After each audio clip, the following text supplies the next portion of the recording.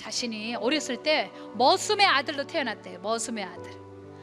그리고 땅 한 평이 없었고, 그리고 신문 배달했었고, 구두 닦기 했었고, 중학교도 18살에 졸업했고, 희망이 없었대요. 어느 날 자기도 모르게 이런 기도가 나오더래요. 하나님, 저 좀 유학할 수 있게 도와주세요. 아니, 생각을 해봐요. 국내에서도 고등학교도 못 가는데 돈이 없어서, 아니 어떻게 해외 유학을 하냐고. 근데 이 꿈이 그 사람의 마음을 일으켜 세운 거예요. 그 꿈이 뭐냐면, 우리 대한민국 그 당시에 굉장히 못 살 때였어요. 가난할 때였어요. 지금은 세계에서 부강한 나라가 됐지만 그 당시만 해도 아주 빈국이었어요. 농촌 이런 것에 대해서 선진국인 덴마크로 가서 그걸 배워가지고 와서 우리나라를 잘 살게 만들 수 있도록 제가 그렇게 하고 싶습니다. 하나님의 마음에 쏙 드는 꿈을 꾼 거예요. 나를 위해서 하는 것이 아니라 누군가를 위해서, 사회를 위해서, 국가를 위해서. 마찬가지로 여기 계신 외국분들도 마찬가지예요. 나 돈 벌러 왔다. 우리 아내에게 돈 좀 붙여주고, 우리 애에게 그 우유병 좀 좋은 거 사주고, 뭐 이런 차원이 아니라 태국의 국가를 위해서 왔다. 아멘? 오, 아멘 하셨네. 덴마크 국왕한테 편지를 썼답니다. 나 유태영이라는 가난한 나라의 젊은인데 저 그곳에서 공부할 수 있도록 학교 좀 보내주세요. 편지를 썼대. 그런데 편지가 왔대. 답장이 오냐, 어서 오너라. 친구들이 너무너무 부러운 거예요. 야, 유태영이는 덴마크로 유학 간다. 그러니까 친구들이 또 다 편지를 썼대. 꽝이었대. 왜 그런지 알아요? 유태영 박사는 기도하면서 새벽 기도를 평생 작정했잖아. 그러면서 편지를 쓴 거하고 맨입으로 그냥 편지 쓴 거하고 같겠냐고. 여러분, 스펙 쌓는 게 중요하지 않아요. 제일 중요한 건 하나님께 매달려야 해. 제일 중요한 건 뭔 줄 알아요? 꿈이 없는 사람은 미래가 없다. 다 같이 따라해봐요. 시작. 꿈이 없는 사람은 미래가 없다. 미래가 없어요. 사람은 두 종류야. 과거에서 현재를 보는 사람이 있고 미래에서 현재를 보는 사람이 있어요. 우리 예수 믿는 사람 미래 완료형이야. 십자가를 통과한 우리는 죄 용서함 받고 모든 회방이 다 떠나갔고 우리의 한계가 다 해결받았기 때문에 예수님의 시야로 보고 예수님이 우리를 미래를 축복하는 그 눈으로 볼 때 우리의 오늘 현재를 꿈으로 살아갈 수 있는 것입니다. 아멘. 돈이 아닙니다. 꿈입니다. 예수님은 십자가에서 우리의 죄를 다 담당하셨어요. 죄가 있으면 꿈을 못 꿉니다. 죄가 있으면 자꾸 이것도 한 개 저것도 한 개, 자꾸 과거만 돌아보니까 낙심이 되고. 그러나 예수 믿는 사람은 미래를 자꾸 바라봅니다. 왜? 하나님이 나에게 해주실 일이 너무 많으니까. 그러니까 나의 학력의 제한, 내 어머니 아버지의 한계, 나 자신의 이 IQ의 제한 이런 거 받지 않고 예수 그리스도 그분이 하게 하시면 다 된다. 그분이 축복해 주시면 된다. 그분이 나와 함께 하신다. 임마누엘 예수다. 그 외에는 나머지는 우리의 미래는 꿈이야. 그 꿈은 예수 안에서 한계가 없어. 무한 도전입니다. 하나님은 우리에게 감당할 수 있을 만큼의 고통을 주신다고 하셨는데, 그런데 왜 사람들은 그것을 이기지 못하고 자살을 하는지 궁금합니다. 사실 자살을 안 해서 그렇지 죽고 싶다는 생각은 누구나 해보지 않나요? 근데 결정적으로 죽는 것하고 그 다음에 죽을 순 없지만 늘 가슴에 죽음에 대한 유혹을 가지고 있는 거, 사실 그 현실이고요. 살아야 될 이유를 못 찾으니까 죽는 거죠. 살아야 될 이유를. 저도 옛날에 정말 죽고 싶다, 뭐 여기 다 얘기할 수는 없어요. 근데 정말 죽고 싶더라고요.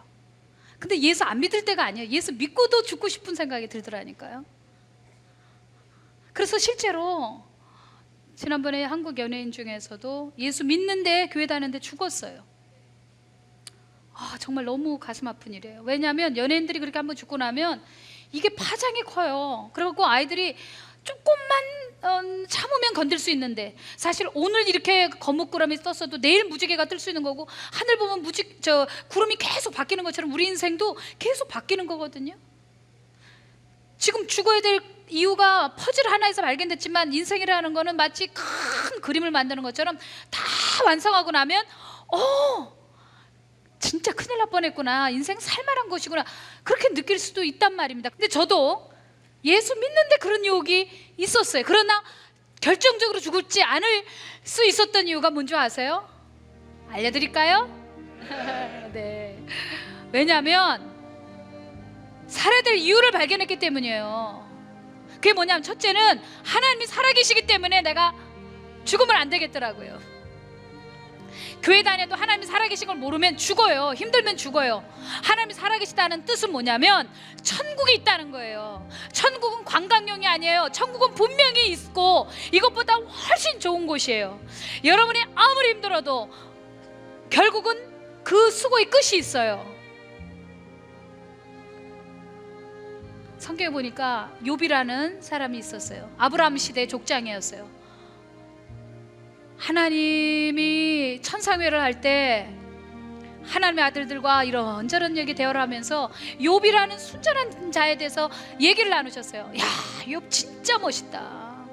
참 정말 그 믿음이 깊고 아주 순전하다. 그때 사단이 초청한 자리도 아닌데 쑥 들어와서, 하나님 그 울타리를 무너뜨리면요 욥이요 분명히 하나님 배반할 겁니다. 그랬더니 하나님께서 허락을 하셨어요. 그러고 막 재산도 날아가고 더 큰 고통에는 아이들이 다 죽고. 그런데 1차 2차 시험이 왔는데, 1차 시험은 소유와 자녀들에 대한 것인데, 그때도 주시는 분도 하나님이고 걷어가시는 분도 하나님이시다. 그 뜻은 무슨 뜻이냐면 이런 거예요. 지금까지 주신 것만 해도 감사하다라는 뜻이에요. 우리는 다 아흔아까지 왔다 한 가지 안 좋으면 하나님 나빠요, 원망스러워요, 뭐 온갖 소리 하잖아요. 지금까지 주신 것만 해도 감사합니다. 김청자라는 교수님이 계셨어요. 지금 아프리카 아마 선교가 계신 것 같은데, 그분이 아주 멋진 얘기를 했더라고요. 성공한 사람은 감사할 것이 많은 사람들인데 성공하고도 감사하지 못하면 그 사람이 진정 성공한 사람이겠는가. 욥은 성공한 사람이에요. 그런데 감사까지 했으니까 그는 진정 성공한 사람이에요. 2차 시험 왔어요. 몸을 건드리면 그가 분명히 하나님께 불평하고 그럴 거라고. 근데 막 머리부터 발끝까지 막 고름이 줄줄 나오고 막 뼈에 가죽밖에 안 남았는데도 욥은 아내가 하나님 욕하고 죽어요 그러고 떠났어. 가정 파탄이 났어요. 그런데도 불구하고 욥은 하나님이 주신 거니까 걷어갈 수도 있죠. 그리고 엎어져서 하나님께 감사했어요. 찬양했어요. 예배했어요. 사단이 주는 시험 다 물리쳤어요. 그랬더니 그 다음부터 욥기에는 사단이 등장하질 않아.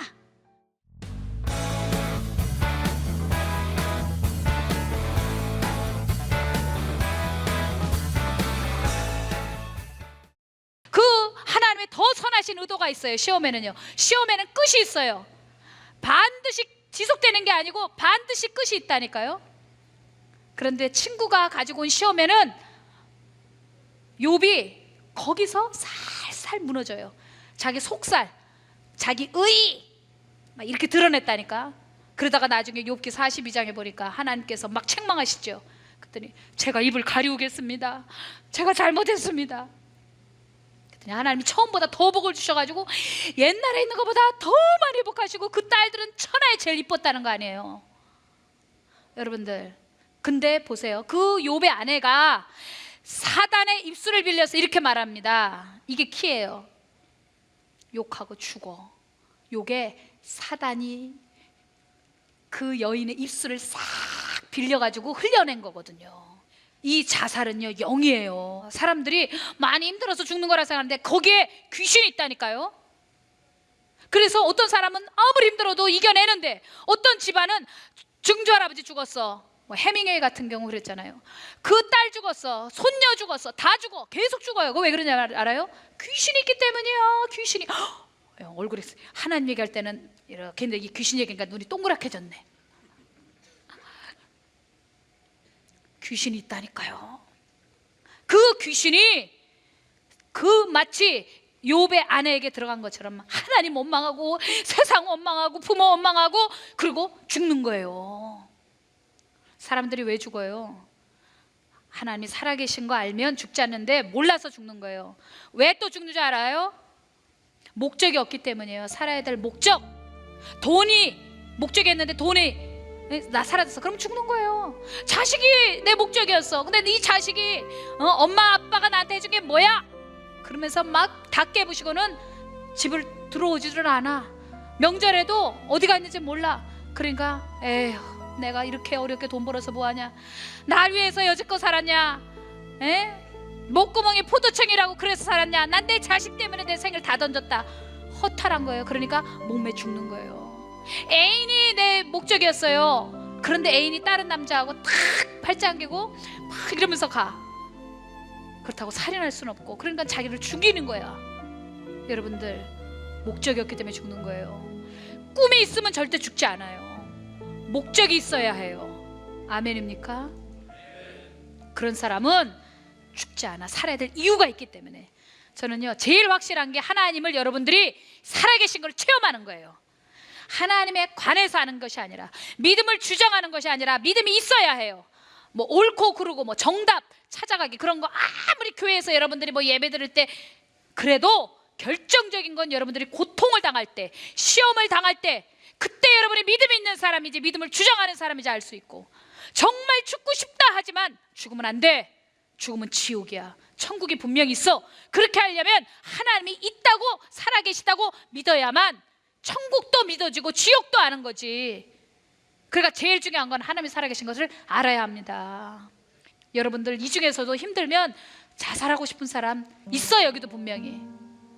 어쩌면 오늘 이게 생명선을 타라는 주님의 음성이 부족하지만 김혜영 목사 입을 통하여 흘러나가는 것일 수 있어요. 왜 죽어? 왜 죽어? 살아야지. 아멘? 왜 죽어? 요거 딱 고비 넘으면 또 어떤 무지개의 약속이 축복이 있을지. 그리고 하나님은 욥을 그 위태위태한 약점이 있거든요. 그거 하나님 다 알고 있었어요. 욥에 대해서. 그러니까 그거를 가르쳐주고 싶었던 거예요. 그 욥기 23장에 보니까 그런 말씀이 있더라고. 내가 가는 길을 오직 주가 아시나니 나를 단련하는 후에 정금같이 나오리라.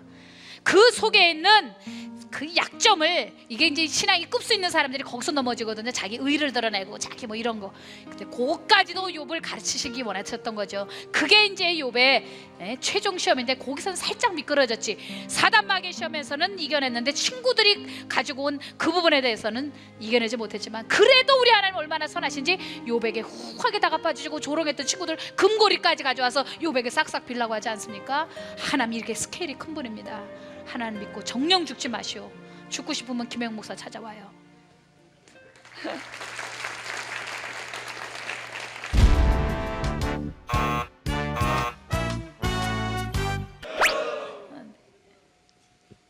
믿는 사람과 믿지 않는 사람이 함께 예배 드립니다.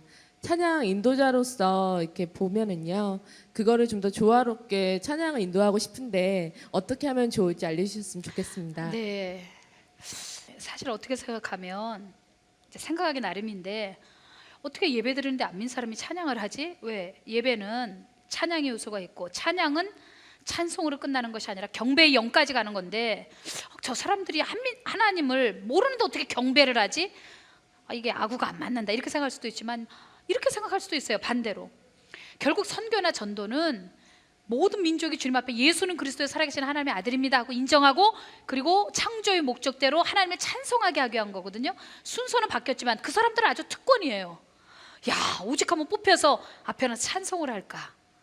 그런 사람들에게 어쩌면 그 같이 올라가서 찬양하기 직전에 죄짐 맡은 우리 구주 어찌 좋은 친구인지, 걱정 근심 무거운 짐 우리 주께 맡기세. 죄짐이야. 죄짐이라는 뜻은 인간은 다 죄를 범했다고 그랬거든. 모든 그 삶의 어려움과 고통과 질고는 다 죄 때문에 오는 거거든. 그런데 근원적으로 하나님의 아들 예수님이 십자가에서 우리의 죄의 문제를 해결하셨지. 저주를 다 십자가에서 못 박아 버리시고 우리의 죄를 탕감하셨지. 복음이 뭔 줄 알아요? 용서받았다는 거야. 죄의 사함을 받았다는 거야. 불법 사함을 받았다는 거야.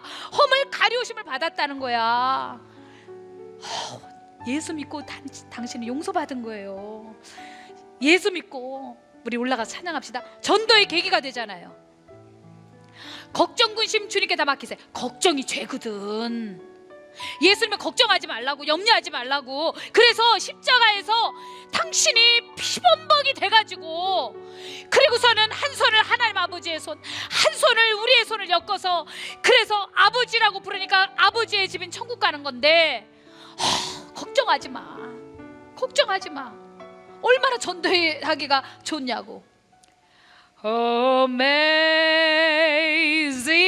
grace, how sweet the sound. 나 같은 죄인 살리신. 왜 죄인이냐?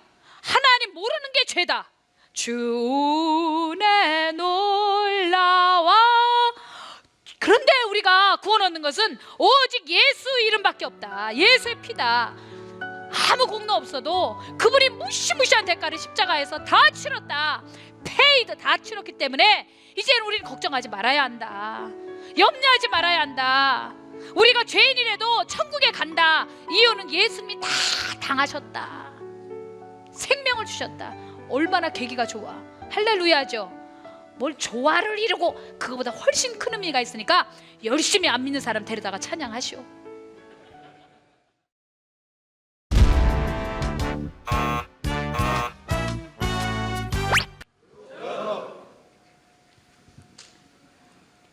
천주교는 교회에 굉장히 관용적인 데에 반해 교회는 천주교에 대해서 굉장히 배타적인데 이게 저만 그런 건지 좀 궁금합니다. 그렇게 보이는 게.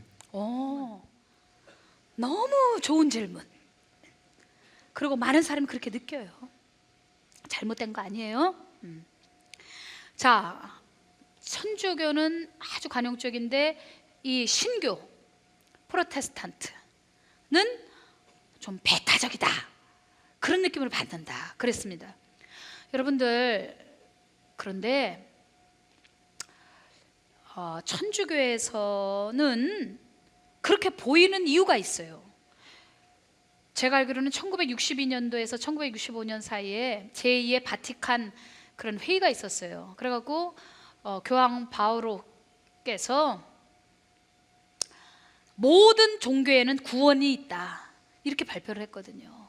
그러니까 천주교에서도 석가탄신 그 날에 성당 안에 축 석가모니 생신 이렇게 써놓고, 또 저쪽 불교 쪽에서는 성탄이라도 축 성탄, 예수님이 탄생하신 걸 축하드립니다 하고 무슨 절, 큰 절, 우리나라 대표적인 절에 대문에 붙어있는 거 내가 봤어요.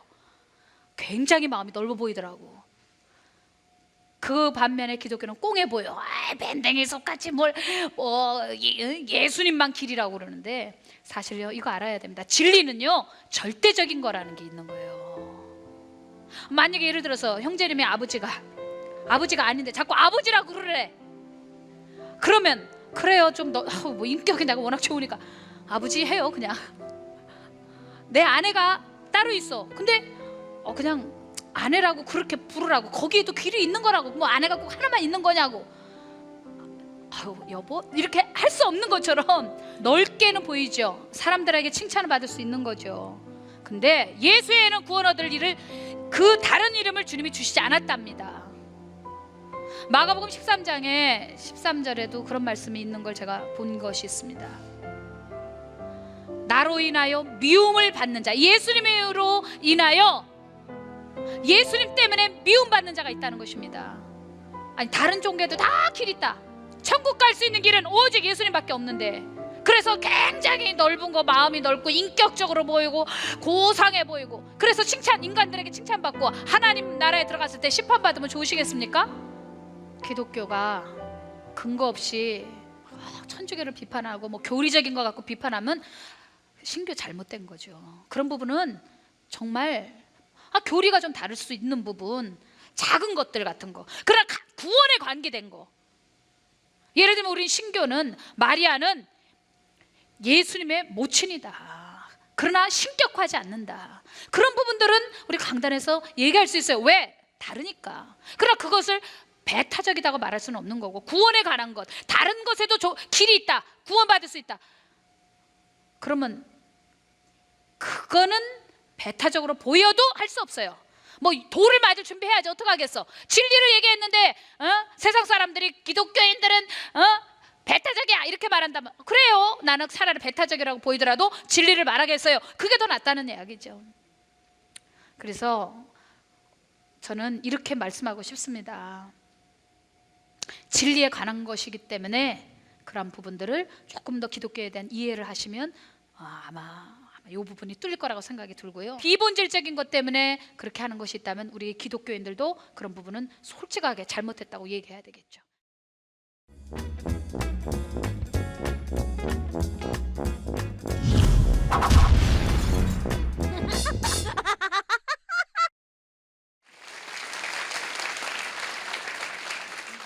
나는 너가 별탈 없이 어엿한 숙녀가 되어준 것에 대해 무척 감사해.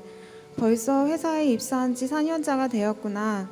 처음에 입사해서 내 실수로 인해 다른 분들이 싸우는 모습을 보고 여린 마음에 기계 앞에서 서서 혼자 엉엉 울기도 했지. 이 때문에 책임감이라는 무거운 선물도 받게 되었지. 그리고 최근 가장 가슴 아팠던 때가 병마로 고통스러워하시는 아빠께 아무런 힘이 되어 드릴 수 없음에 마음 아파했지. 아빠께서 위급하시다는 말을 듣고 모든 걸 놓고 병원으로 향하면서 아직 드리지 못한 말들이 많다고 제발 살려달라고 기도하며 간청했지. 그렇게 우리에게 귀중한 시간을 3일 더 주신 뒤 아빠를 고통 없는 주님의 나라로 모시고 가셨지. 많이 힘들었지, 노경아.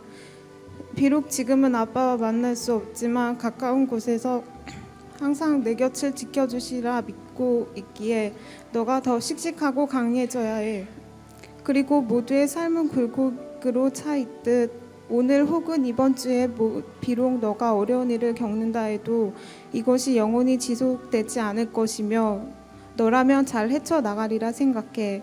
너에게 주어진 일과 옆에 계신 소중한 분들께 항상 감사하는 마음을 가지고 앞으로는 나를 더 아끼고 사랑하도록 노력하자. 김도경 화이팅.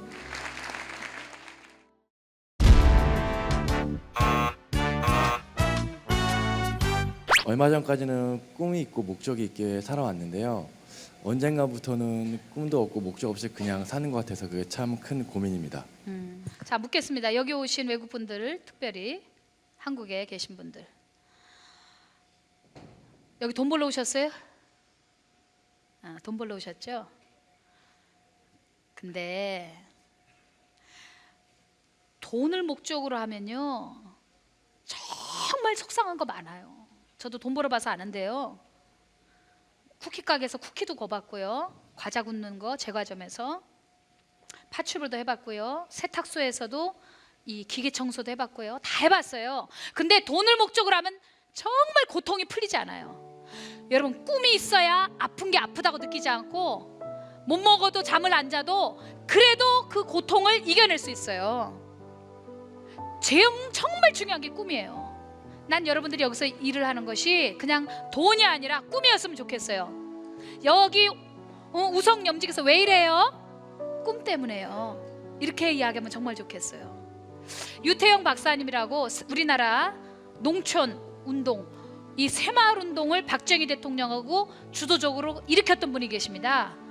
근데 이분이 그 얘기 해주더라고요. 자신이 어렸을 때 머슴의 아들로 태어났대요. 머슴의 아들. 그리고 땅 한 평이 없었고, 그리고 신문 배달했었고, 구두 닦기 했었고, 중학교도 18살에 졸업했고, 희망이 없었대요. 어느 날 자기도 모르게 이런 기도가 나오더래요. 하나님, 저 좀 유학할 수 있게 도와주세요. 아니, 생각을 해봐요. 국내에서도 고등학교도 못 가는데 돈이 없어서, 아니 어떻게 해외 유학을 하냐고. 근데 이 꿈이 그 사람의 마음을 일으켜 세운 거예요. 그 꿈이 뭐냐면, 우리 대한민국 그 당시에 굉장히 못 살 때였어요. 가난할 때였어요. 지금은 세계에서 부강한 나라가 됐지만 그 당시만 해도 아주 빈국이었어요. 농촌 이런 것에 대해서 선진국인 덴마크로 가서 그걸 배워가지고 와서 우리 나라를 잘 살게 만들 수 있도록 제가 그렇게 하고 싶습니다. 하나님의 마음에 쏙 드는 꿈을 꾼 거예요. 나를 위해서 하는 것이 아니라 누군가를 위해서, 사회를 위해서, 국가를 위해서. 마찬가지로 여기 계신 외국분들도 마찬가지예요. 나 돈 벌러 왔다. 우리 아내에게 돈 좀 붙여주고, 우리 애에게 그 우유병 좀 좋은 거 사주고, 뭐 이런 차원이 아니라 태국의 국가를 위해서 왔다. 아멘? 오, 아멘 하셨네. 덴마크 국왕한테 편지를 썼답니다. 나 유태영이라는 가난한 나라의 젊은인데 저 그곳에서 공부할 수 있도록 학교 좀 보내주세요. 편지를 썼대. 그런데 편지가 왔대. 답장이 오냐 어서 오너라. 친구들이 너무너무 부러운 거예요. 야, 유태영이는 덴마크로 유학 간다. 그러니까 친구들이 또 다 편지를 썼대. 꽝이었대. 왜 그런지 알아요? 유태영 박사는 기도하면서 새벽 기도를 평생 작정했잖아. 그러면서 편지를 쓴 거하고 맨입으로 그냥 편지 쓴 거하고 같겠냐고. 여러분, 스펙 쌓는 게 중요하지 않아요. 제일 중요한 건 하나님께 매달려야 해. 제일 중요한 건 뭔 줄 알아요? 꿈이 없는 사람은 미래가 없다. 다 같이 따라해봐요. 시작. 꿈이 없는 사람은 미래가 없다. 미래가 없어요. 사람은 두 종류야. 과거에서 현재를 보는 사람이 있고 미래에서 현재를 보는 사람이 있어요. 우리 예수 믿는 사람 미래 완료형이야. 십자가를 통과한 우리는 죄 용서함 받고 모든 회방이 다 떠나갔고 우리의 한계가 다 해결받았기 때문에 예수님의 시야로 보고 예수님이 우리를 미래를 축복하는 그 눈으로 볼 때 우리의 오늘 현재를 꿈으로 살아갈 수 있는 것입니다. 아멘. 돈이 아닙니다. 꿈입니다. 예수님은 십자가에서 우리의 죄를 다 담당하셨어요. 죄가 있으면 꿈을 못 꿉니다. 죄가 있으면 자꾸 이것도 한 개 저것도 한 개, 자꾸 과거만 돌아보니까 낙심이 되고. 그러나 예수 믿는 사람은 미래를 자꾸 바라봅니다. 왜? 하나님이 나에게 해주실 일이 너무 많으니까. 그러니까 나의 학력의 제한, 내 어머니 아버지의 한계, 나 자신의 이 IQ의 제한 이런 거 받지 않고 예수 그리스도 그분이 하게 하시면 다 된다. 그분이 축복해 주시면 된다. 그분이 나와 함께 하신다. 임마누엘 예수다. 그 외에는 나머지는 우리의 미래는 꿈이야. 그 꿈은 예수 안에서 한계가 없어. 무한 도전입니다. 청년 독수리